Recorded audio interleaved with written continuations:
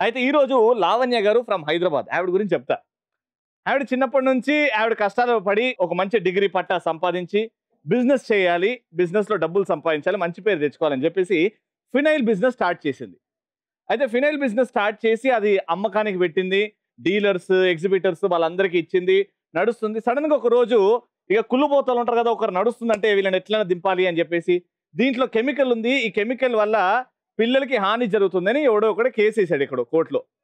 అది ఏమైంది, అయితే అది ప్రూవ్ కూడా అయింది. ఫ్లోర్ క్లీన్ చేస్తాం మనం ఫినైల్ వేసి, చిన్నపిల్లలు ఆడుతుంటే దీంట్లో ఒక కెమికల్ ఉంది, అది పిల్లలకి హానికరం అని చెప్పేసి ఏంగానే బిజినెస్ క్లోజ్. దాని తర్వాత ఏం చేయాలో అర్థం కాలే. అంటే ఈవిడ పిల్లలకి హాని కలగాలని చేయలేదు, ఒక మంచి ఉద్దేశంతోనే ఫినైల్ కనిపెట్టి దాన్ని చేసింది. ఒక 3 years గ్యాప్ తీసుకుంది. ఆ 3 years చాలా కష్టపడింది. ఏం చేయాలో వర్కౌట్ చేసుకుంటూ ఆర్గానిక్ ఫినైల్ అంటే పిల్లలకి కాదు ఎవరికి హాని కలగని ఒక ఫినైల్ కెమికల్ తోని ముందుకు వచ్చింది. ₹1000 పెట్టుబడితోని నెలకి 70,000 సంపాదిస్తుంది. సంవత్సరానికి 12,000 పెట్టుబడితోని 80 లక్షలు సంపాదిస్తుంది ఈ రోజు ఆ లావణ్య గారు.